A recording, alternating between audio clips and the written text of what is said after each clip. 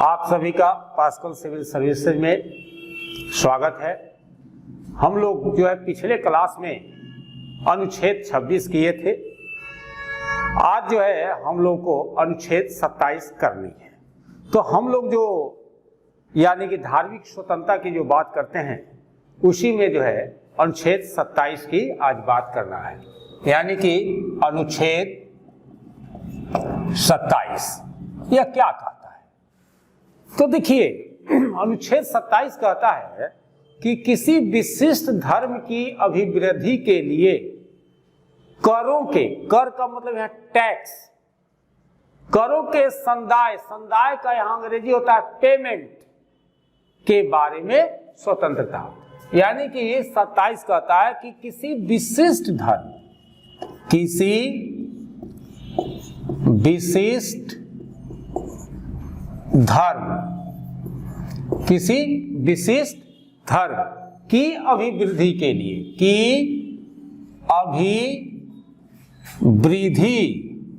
अभिवृद्धि के लिए, यानी कि अभिवृद्धि का मतलब ग्रोथ के लिए करों यानी कि टैक्स, करों यानी कि टैक्स के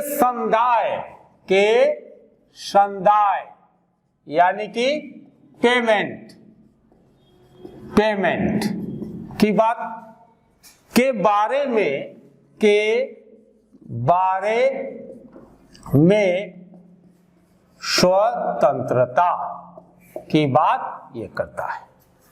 कहता है कि किसी भी व्यक्ति को ऐसे करों को यानी कि ऐसे टैक्सेज को देने के लिए बाध्य नहीं किया जाएगा जिसका उपयोग किसी विशिष्ट धर्म या धार्मिक संप्रदाय की अभिवृद्धि यानी या पोषण यानी कि प्रमोशन और मेंटेनेंस में किया जाएगा। यानी कि यह कहता है कि किसी भी व्यक्ति को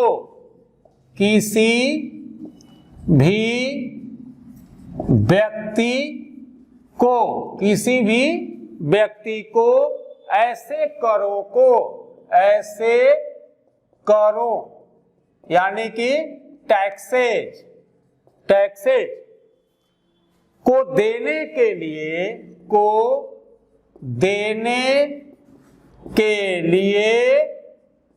बाध्य नहीं यानी कि बाध्य नहीं किया जाएगा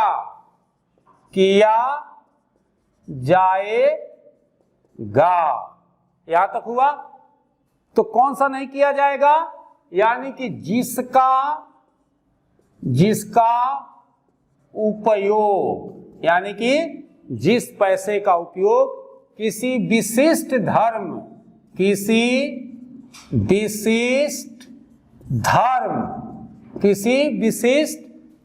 या धार्मिक संप्रदाय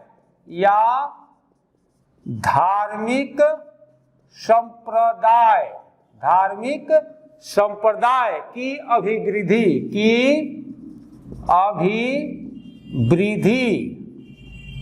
अभिवृद्धि या पोषण ठीक है ना। तो इसका यानी कि प्रमोशन और मेंटेनेंस की बात, यानी कि अभिवृद्धि या पोषण यानी कि प्रमोशन और मेंटेनेंस में किया जाएगा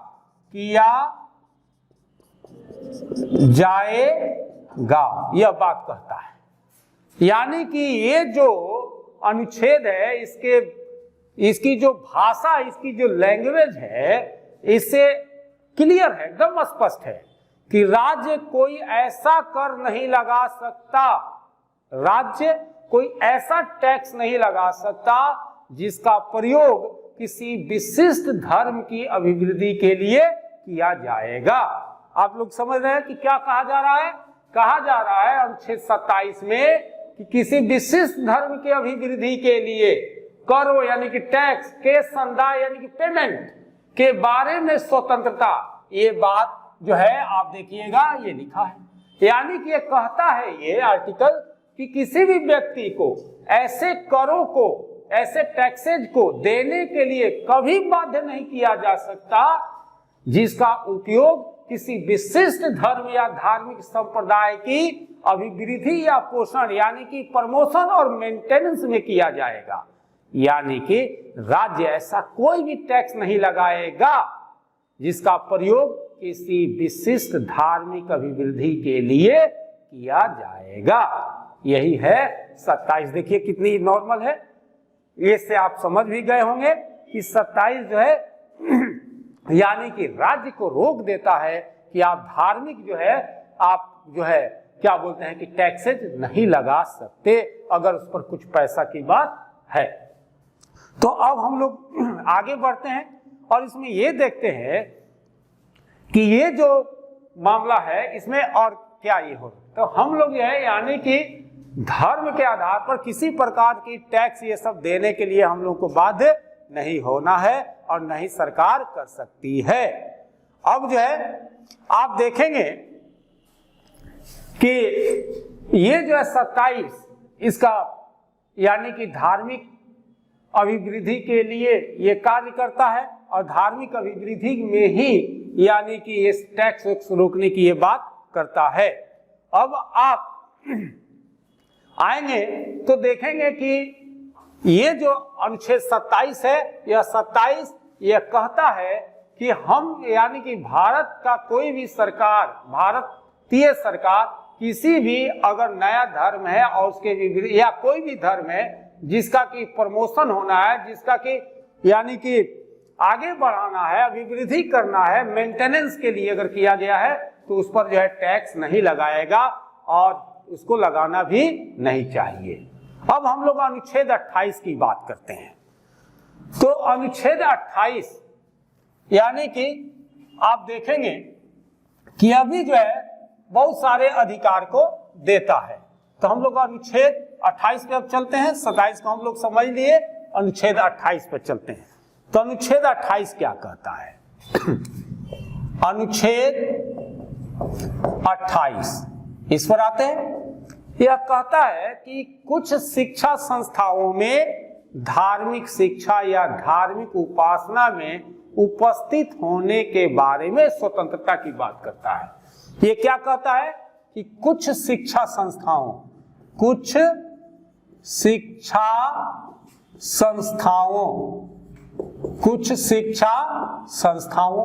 की बात करता है में धार्मिक शिक्षा,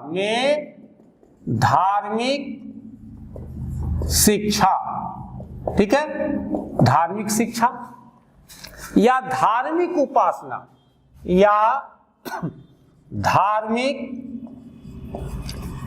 उपासना, धार्मिक शिक्षा संस्थाओं में धार्मिक शिक्षा या धार्मिक उपासना में उपस्थित होने में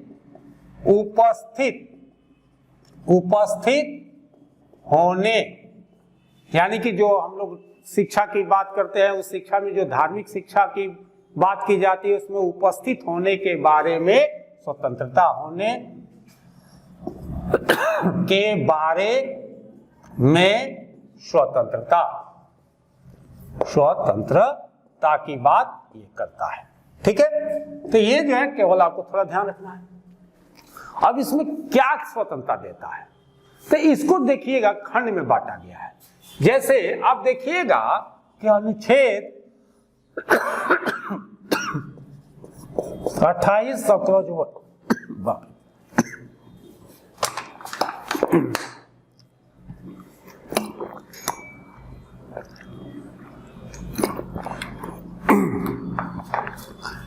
28 सब क्लॉज 1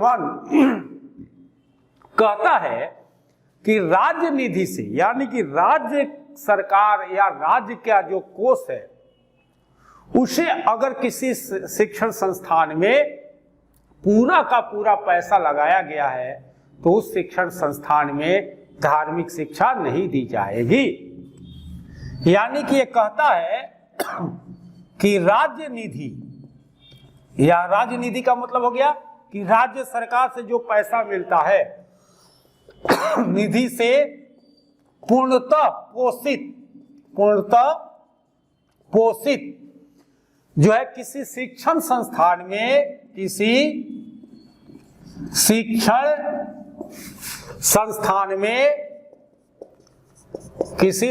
संस्थान में कोई धार्मिक शिक्षा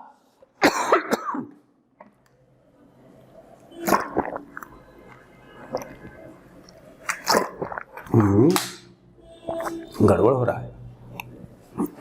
बड़ा अच्छा टॉपिक है आज। कोई राज्य निधि से यानी कि राज्य सरकार से जो पैसा अगर किसी शिक्षण संस्थान में दिया जाता है तो शिक्षण संस्थान में धार्मिक शिक्षा नहीं दी जाएगी।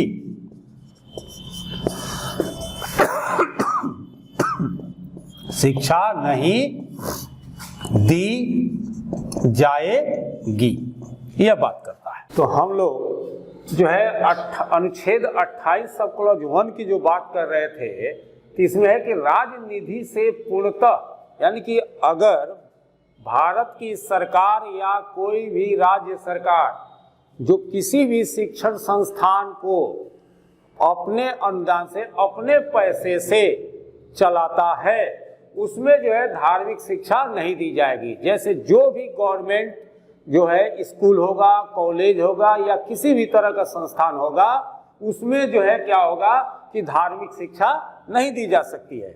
28 का जो है यानी कि खंड 1 यह कहता है कि जो भी सरकारी संस्था होगी उसमें धार्मिक शिक्षा नहीं दी जाएगी। 28 सब क्लॉज 1 यह कहता है कि यानी कि आप देखेंगे इसमें कह रहा है कि कुछ शिक्षा संस्थानों में धार्मिक शिक्षा या धार्मिक उपासना में उपस्थित होने के बारे में स्वतंत्रता की बात, लेकिन उसी जो है खंड में ये कहता है कि देखिए अगर जो सरकारी संस्था है, सरकारी जो विद्यालय है, सरकारी जो यूनिवर्सिटी है, सरकारी जो शैक्षणिक संस्थान है, उसमें किसी प्रकार की धार्मिक शिक्षा नहीं देगी। ये जो है 28 का जो है खंड 1 कहता है। लेकिन वहीं पर आप आ जाइए कि अनुच्छेद 28 सब क्लॉज 2 पर यानी कि खंड 2 पर यह कहता है कि जो भी शिक्षण संस्थान किसी ट्रस्टी के अधीन, ट्रस्टी का हिंदी न्यास होता है, ट्रस्टी का मतलब होता है कि कई लोगों को मिलाकर एक समूह बनाई जाती है जो कि भारत सरकार के द्वारा या राज्य सरकार के द्वारा वो रजिस्टर्ड होता है और वो सामाजिक कार्यों के लिए काम करता है, तो उसको ट्रस्टी भी कहा जा सकता है, न्यास कहा जा सकता है। तो अगर कोई शिक्षण संस्थान किसी ट्रस्टी या न्यास के अधीन स्थापित है जिसके अनुसार उस संस्था में धार्मिक शिक्षा देना आवश्यक है, तो आप दीजिए।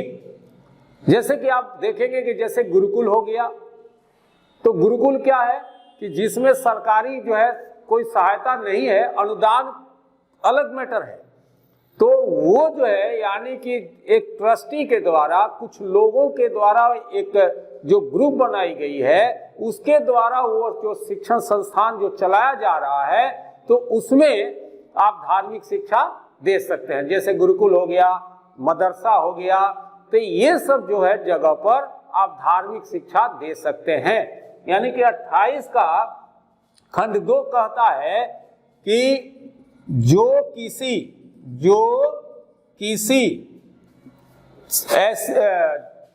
ऐसे न्यास के अधीन स्थापित हुआ है, ऐसे न्यास यानी कि इसको आप ट्रस्टी भी कह सकते हैं, ट्रस्टी के अधीन स्थापित हुई है, के अधीन स्थापित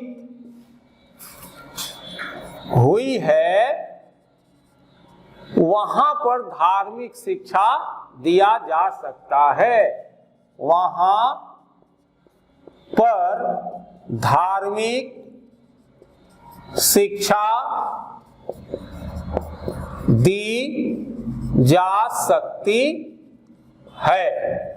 ठीक है। तो जैसे उदाहरण में आप लोगों ने क्या हमने बताया कि जैसे मान लीजिए कि हिंदुओं के द्वारा स्थापित गुरुकुल है, यानी कि हिंदू समाज में जैसे आप देखेंगे कि बहुत ऐसा जो सरस्वती जो है विद्या मंदिर है या कोई गुरुकुल है, उसी तरह मदरसे हैं, तो वो लोग अपनी धार्मिक शिक्षा दे सकते हैं। 28 का खंड यानी कि 2 यह बात कहता है।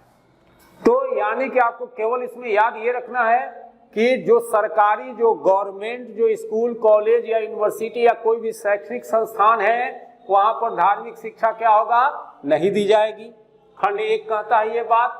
खंड 2 कहता है 28 का कि अगर किसी ट्रस्टी के अधीन अगर कोई भी धर्म का ट्रस्टी बनाकर अगर वो जो है अपना शैक्षणिक संस्थान खोलता है, तो वो जो है अपना यानी कि धार्मिक शिक्षा दे सकता है। तो मान लीजिए कि जैसे कि आप लोग जानते होंगे कि जैसे जामिया मिलिया का नाम सुने होंगे आप लोग, अलीगढ़ मुस्लिम विश्वविद्यालय का आप लोग नाम सुने होंगे। तो ये क्या है कि ये जो अलीगढ़ मुस्लिम विश्वविद्यालय है, ये सरकार जो है ये द्वारा पोषित है, ये सरकारी है, इसलिए ऐसा नहीं है कि अलीगढ़ मुस्लिम विश्वविद्यालय लिख दिया गया है तो उसमें जो है धार्मिक शिक्षा दी जाएगी। नाम है लेकिन धार्मिक शिक्षा उसमें नहीं दी जाएगी, क्योंकि सरकार उसको टेक ओवर किए हुए है। तो जो सरकारी जो शैक्षणिक संस्थान होंगे वहां पर धार्मिक शिक्षा नहीं दी जाएगी। लेकिन अगर वो कोई ट्रस्टी के द्वारा किसी धर्म के लोगों के द्वारा अपना जो है ट्रस्टी बनाकर, अपनी कोई ग्रुप बनाकर अगर कोई शिक्षण संस्थान स्थापित करते हैं और उसका उद्देश्य है धार्मिक शिक्षा देना, तो वो दे सकता है। 28(2) कहता है। अब जो है आप इसमें एक और खंड देखेंगे कि 28(3) क्या कहता है। अनुच्छेद 28 सब क्लॉज 3 ये क्या कहता है। तो इसके बारे में इतना आप जान लीजिए कि ये कहता है कि राज्य से मान्यता प्राप्त या राज्य निधि से सहायता प्राप्त किसी शिक्षण संस्थान में उपस्थित होने वाले किसी व्यक्ति को ऐसी संस्था में दी जाने वाली धार्मिक शिक्षा या धार्मिक उपासना में भाग लेने के लिए तब तक बाध्य नहीं किया जाएगा जब तक कि उस व्यक्ति ने अथवा अवयस्क होने पर उसके संरक्षक ने, उसके गार्जियन ने अपनी सहमति न दे दी हो। यानी कि 28(3) यह कहता है कि अगर कोई संस्था है जिसमें कि राज्य उसमें अनुदान देती है, राज्य यानी कि उसको सेमी गवर्नमेंट भी आप कह सकते हैं। जैसे कि मान लीजिए कि सेमी गवर्नमेंट कोई सेक्शन है, जैसे डीएवी ये सब है, तो उसमें अगर कोई धार्मिक कार्य किया जा रहा है, तो अगर मान लीजिए कि उसमें कोई गैर धार्मिक व्यक्ति अगर भाग लेना चाहता है, तो अगर वो भाग लेना चाहता है तो उसको रोका नहीं जाएगा।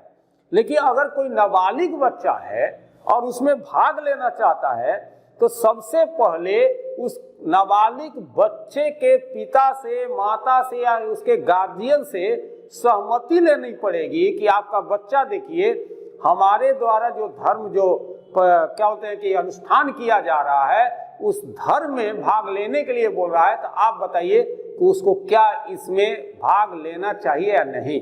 अगर उसके गार्जियन इजाजत दे देते हैं हाँ वो भाग लेगा, कोई बात नहीं है, आपकी धर्म है लेकिन हम आपके धर्म में नहीं है, लेकिन मेरा बच्चा इंटरेस्टेड है आपके धर्म में भाग लेने का, जो आप धार्मिक कार्य कर रहे हैं, तो उसको लेने दिया जाए। तो वहां पर 28(3) उसको सपोर्ट करता है कि ठीक है वो बच्चा भाग ले सकता है। यानी कि इसमें जो है आप देखेंगे कि सरकारी अनुदान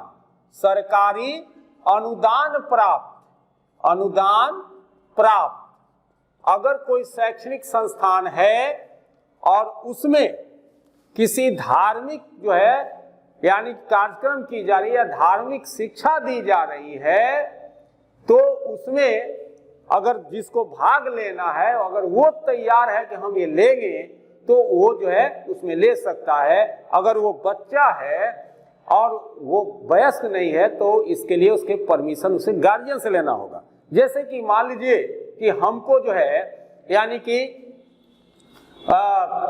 कुरान के विषय में जानना है, हमको जो है मदरसा में पढ़ना है, तो हम वहां जाएंगे पढ़ने के लिए, तो मान लीजिए कोई धार्मिक जो है जगह है, धार्मिक वहाँ एजुकेशन दिया जाता था, अगर हम वहाँ जाएंगे तो वहाँ के जो क्या होता है कि जो प्रिंसिपल होंगे, जो टीचर होंगे, वो लोग हम अगर अवयस्क हैं तो मेरे जो है गार्जियन से वो परमिशन लेंगे कि देखिए आपका बच्चा जो है हमारे यहाँ चाहता है कि हम इस धर्म के की पुस्तक को पढ़ें और उसके लिए हमारे यहाँ एडमिशन लेना चाहता है। तो मेरा गार्जियन अगर कह देता है कि ठीक है कोई बात नहीं, आपका बच्चा, मेरा बच्चा आपके यहाँ पढ़ेगा, तब हमको वो नहीं रोक सकते, हम उनका एडमिशन लेकर पढ़ सकते हैं। अगर हम वयस्क हैं, जैसे अभी हम मान लीजिए कि वयस्क हैं, हम पढ़ना चाहते हैं, बाइबल पढ़ना चाहते हैं, कुरान पढ़ना चाहते हैं, उनके इंस्टीट्यूशन में जाके पढ़ना चाहते हैं, तो हम जो है वयस्क हैं तो हम जो है जाकर उसमें एडमिशन ले सकते हैं। वो हमारा खुशी खुशी एडमिशन ले लेंगे और हमको एडमिशन दे देंगे और हम उसमें एडमिशन ले सकते हैं क्योंकि हम वयस्क हैं।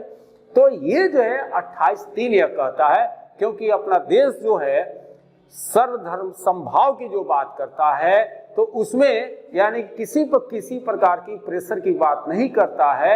यही जो है 28(3) सब क्लॉज, ये 28 का सब क्लॉज 3 यह बात कहता है कि आप अगर किसी धर्म के हैं और दूसरे धर्म में अगर आपको शिक्षा लेना है जाकर, तो अगर वो तैयार है तो उसको एडमिशन ले लीजिए। अगर मान लीजिए कि अवयस्क है और वो भी चाहता है तो वहाँ पढ़ें, तो उसके गार्जियन से अनुमति लेनी पड़ती है। ये जो है हम लोग का आज धार्मिक स्वतंत्रता की बात ये थी, और हम लोग जो है अब फिर किसी दूसरे क्लास में आपसे मिलते हैं। तब तक के लिए जय हिंद, जय भारत।